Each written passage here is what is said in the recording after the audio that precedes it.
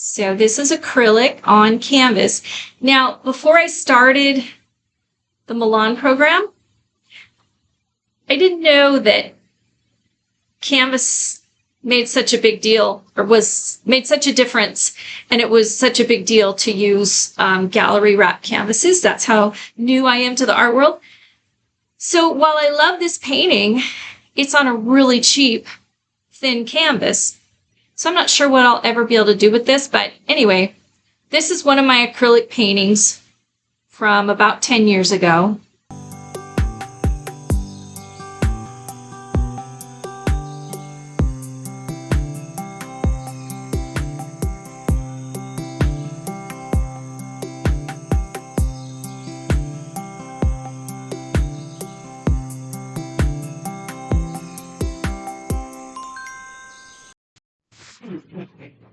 Hello, welcome back. I'm Cheryl, and this is Cheryl Ann Hunter Fine Art. And this channel is all about art and the adventure that artists take, just talking about our journey, trading tips and tricks and so on. It's also reviews about my experience with the Milan Institute Art Mastery program. And I just completed part 3.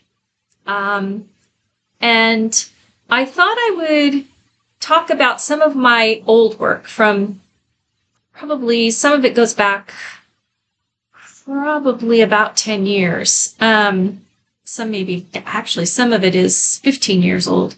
So I wanted to kind of talk about that because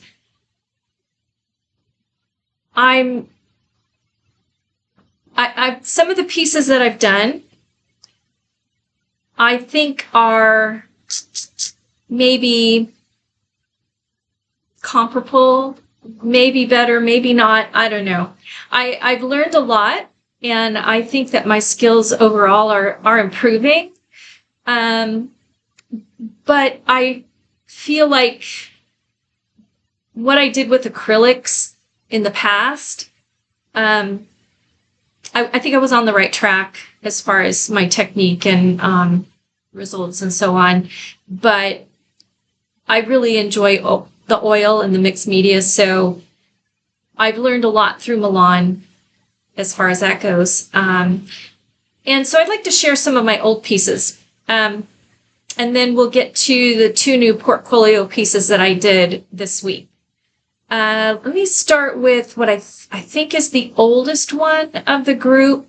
There's 2 that I did when I was taking a college art course, probably about 12 years ago. I guess it was 12 years ago that I was taking a college art course. And I used wood panel, and these were oil paintings that I did, but I did them on wood panel. And then used a really high gloss finish, and I'll show you these. So it's going to be kind of hard to see.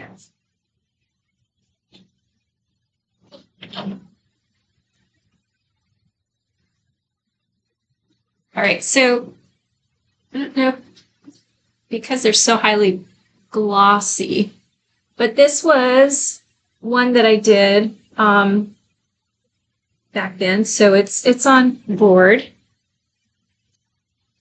and it's just little ball cactus, or barrel cactus. It's a ball cactus. And I took this from a photograph that I had taken at Sunnylands, which is a place out here in the desert. It's a beautiful place. Look it up, Google it, Sunnylands it's in Rancho Mirage, I believe, California. It's a beautiful place, and it's a well-known place that I think you'd find interesting. But the gardens are just unbelievable, and I like to go there just to walk around and look at the gardens. And I took a lot of photographs. I have so many photographs saved from that place. And there's so much interesting contrast. And so this painting is just reflecting the interesting contrast that I photographed. So there's that one. And again, that's oil on wood. So here's another one I did around that same time, 15 years ago. And this is oil on wood. And it just, this one, the leaves that are in the foreground, it kind of represents my family. So there's me and my hubby and my 4 kids. But it's just a pretty leaf picture. I really like fall leaves. That's what I miss living in the desert is the fall leaves from where I used to live in California. But I just loved the color combination. So oil on wood, right? Yeah, right.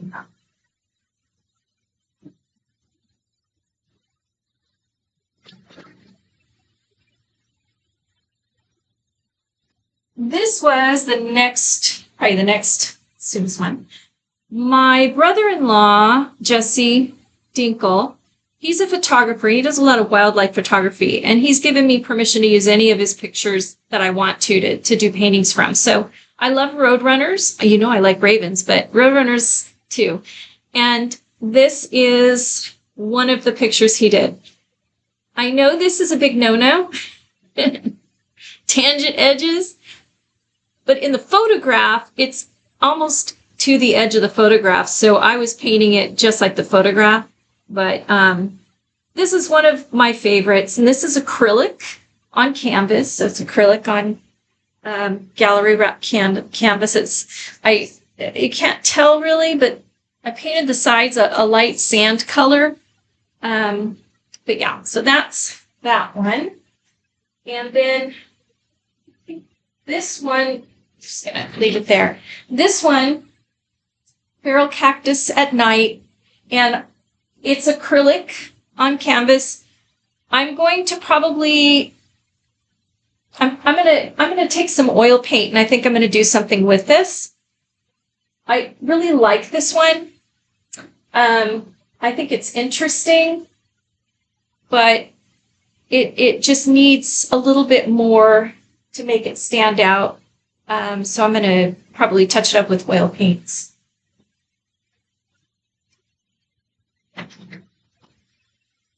Okay, let's see.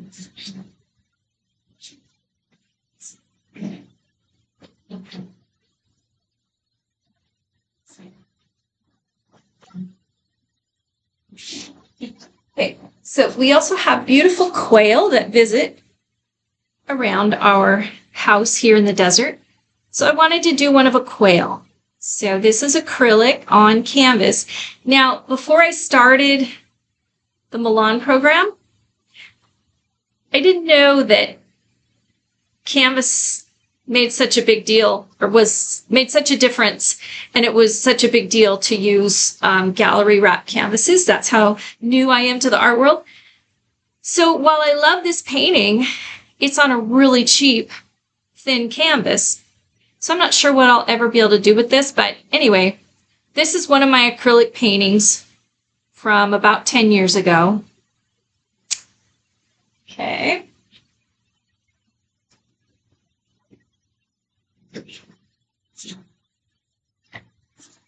We live just a few miles from the Salton Sea.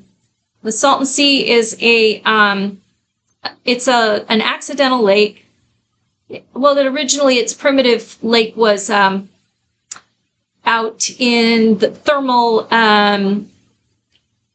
past Indio. So it's out. It was out on the edge of California toward the Mexico border, and it accidentally through some construction on the Colorado River. Anyway, it flooded and accidentally created this Salton Sea. So this is one that I did a few years ago of the animals and just the wildlife and the cactus and the sky and how I saw the Salton Sea when I visited it. We go there once in a while. It's a really interesting, hauntingly beautiful place. I grew up going there with my parents when I was a child, I remember sucking salt out of my hair. So there's salt mine, there's salt deposits underneath. And so basically the salt and sea comes from the flooding and then the salt that came up. So there's a lot more history to it if you want to look at a salt and sea in California. But we used to go boating and skiing. I have video of, I have actually old film of my parents water skiing on this lake. So pretty cool place. And I just wanted to do this acrylic painting. Again, it's on this thin, cheap canvas. But I just want to share what I did years ago. Okay.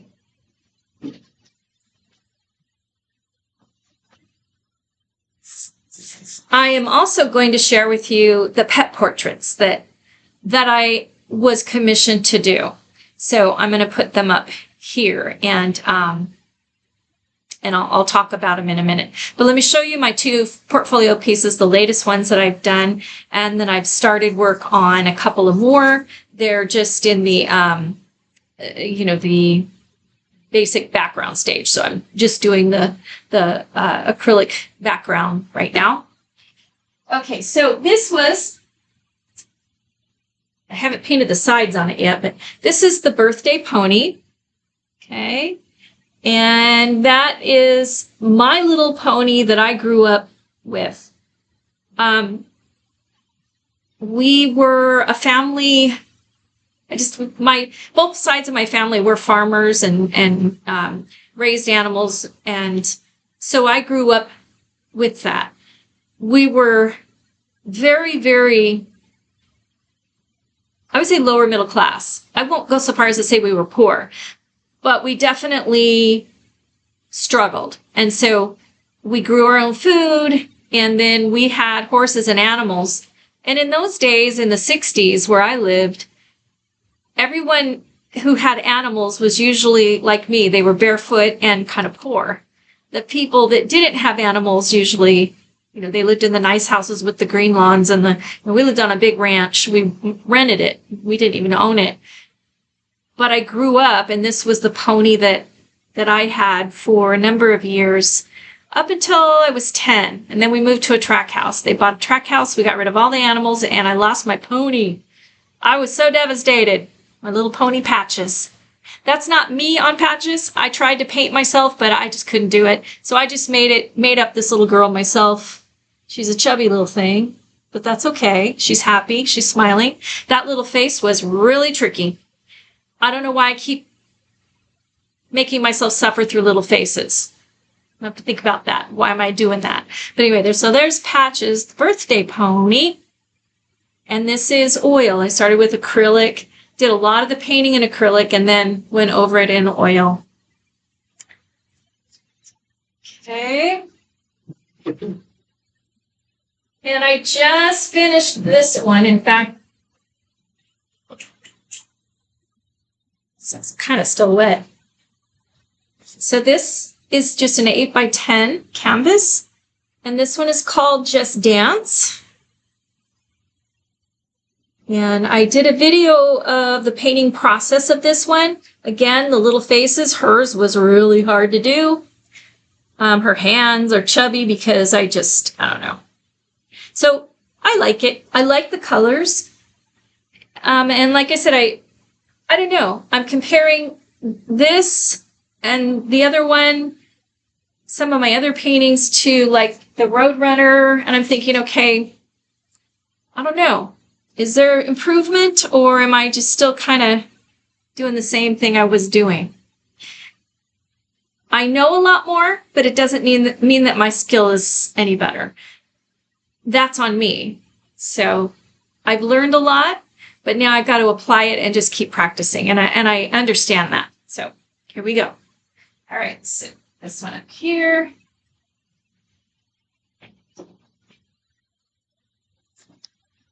Okay, so part 3, just a little bit. Part 3 was, again, continuing with our portfolio pieces. And we talked a lot about, gosh, there was so much. a lot of videos, a lot of encouragement. We watched videos about other artists in the program who had been working on their portfolio. We were able to watch critiques that Ellie gave on their pieces.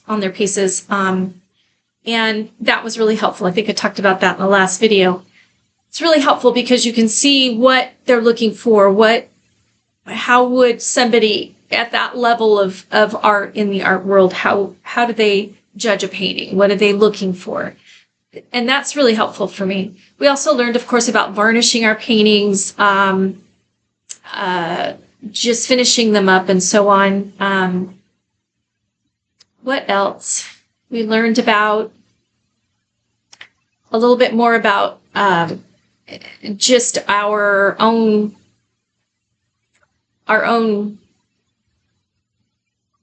where our head is, just studying ourselves a little bit more about who we are, what makes us want to do art, where are we in our process. A lot of useful things. I should have written them down. But an overall review of part 3,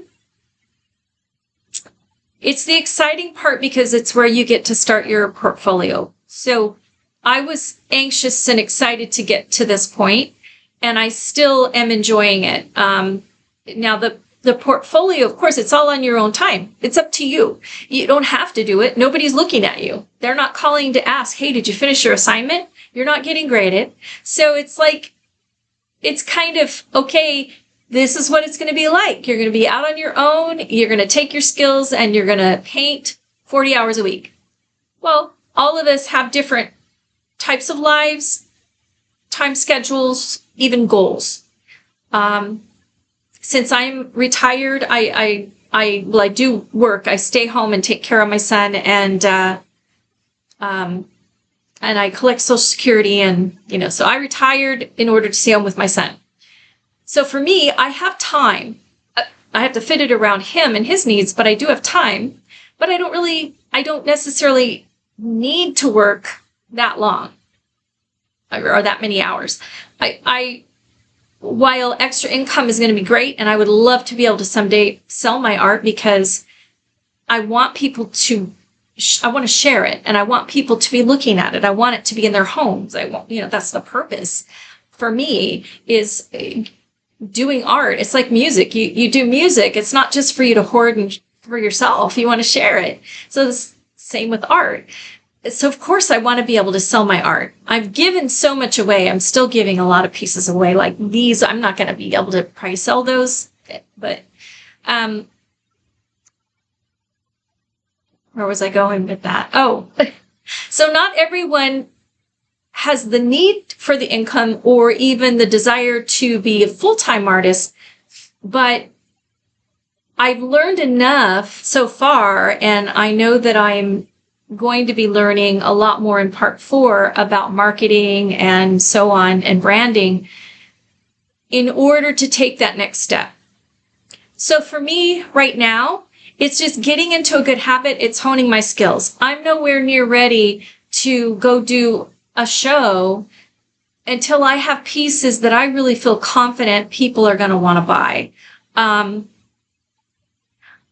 And it's not that I'm afraid of what they're going to think or what they're going to say necessarily. Well, that's a lie. I always am. But it's more just, I don't want to waste the money and the time on pieces that I'm not happy with or I'm not confident with. So I'm going to keep painting. And I think the whole idea of trying to do 30 portfolio pieces is that out of those 30, there's going to be a few that you're really proud of, that you really like. Maybe all of them, but at least half of them. The odds are. So you're going to come out with quite a few that would work for you to go do your first fair or make prints of to sell or whatever the case is. So that's the part I'm at right now. I am struggling with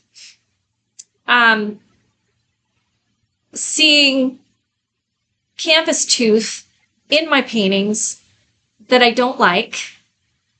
Because when I go to take a photograph in order to try and make a print, they look horrible. every photograph I take of my paintings, they look horrible. I've tried everything everyone has suggested. So what I'm thinking is it's just that the canvas I use has, it's probably not the highest quality. To be honest, I buy the level 3 artist canvases through Michaels. That's really the only place I have to go buy canvas here. I could order it, but we don't have real good luck with things getting to our door here. So canvases would be rough. I'm afraid I wouldn't get them in good shape. Anyway, so that's a problem for me to figure out. But the canvas tooth is an issue. If I can always use gesso or something and sand it smoother. I could always use wood board instead. I mean, these are wood board. There's a lot of things I can do to correct it. I'm just not sure which one I want to do. I don't know if I want to use a different material, a different substrate, or if I want to prepare the surface better, or if I just want to layer more paint. I really don't like layering more paint, to be honest. There's a certain way that I paint that I'm used to and that I like, but I just don't like that it shows the tooth of the canvas. So I'm going to have to figure out how to deal with that. I think that, like, on these acrylic pieces, the Roadrunner, this one, and I believe I even did it with these two of the desert. I'm pretty sure I did a coat of gesso before I started painting. Just a real thin coat of white gesso. I didn't sand it. I just made it as smooth as possible and then started my painting. So it could be that that would solve the issue. I don't know. If anyone has tips or comments on that, I appreciate whatever you can offer. And yes, I'm watching video after video on YouTube trying to see how other people do it. And a lot of them are doing the whole gesso and sanding and then gesso again and sanding again. I just don't have any desire to work that hard, to be honest, to do a painting. It takes the joy out of it for me. I want to be able to just pick up my materials, get them ready, and paint. And maybe that's lazy, maybe that's a cop-out, I don't know. But that's my style. I don't like to have to put a whole lot of work into the prepping. I really want to just paint and then, go on to the next one. So, yeah, that's what I'm working on. But anyway, back to Milan. So part three is really the stage at which they take all the training wheels off. Basically, all the training wheels are off, and you're on your own now to ride your bike. That's how I see it. And then part 4 is all about, now what can you do with it? What are you going to do with this, with the skill and the knowledge? How are you going to market yourself? And I'm looking forward to the branding part. I'm looking forward to the signature part. I've signed in so many different ways through the years, and I've never found something comfortable. So I'm looking forward to that part so that I can kind of get some advice on, having a consistent signature and get just, I think that's like one of the last steps for me as far as my art. Yeah. Anyway, I'm going to share a couple of my pet portraits with you to close this out. I really appreciate you watching, and no matter where you are in the program right now or in any art course that you're taking, I would love to hear your feedback. And then over the next few weeks for part 4, I'm just going to keep showing you my portfolio pieces as they come up. Most of them are going to be on the smaller side. I have one big one that I'm going to be working on too, one more big one. And that big one will complete my series, my first series. And then all of these ponies, and I'm going to do some animals. Not sure what I'm going to title that series, but it'll be mostly animals. And then we'll see what comes next. So, yeah.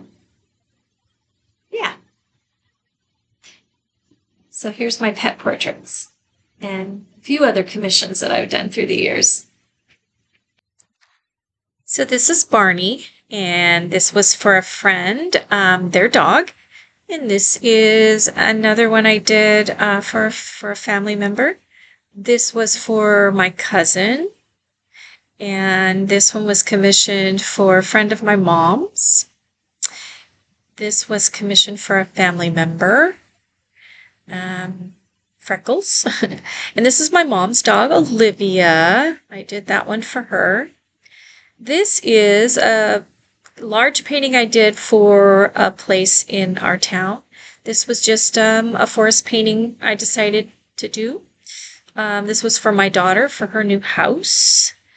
And this was for a fundraiser a few years back, a Maryland painting.